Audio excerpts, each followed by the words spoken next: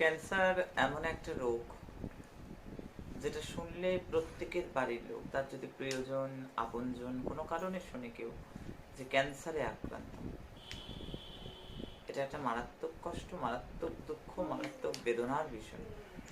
তাই জন্য ভৈরবজির কৃপা, এ তো ভৈরবের ভান্ডার, তারা সিদ্ধেশ্বরী মহারানীজির নিজের ভান্ডার, বামাকালী সরকারের।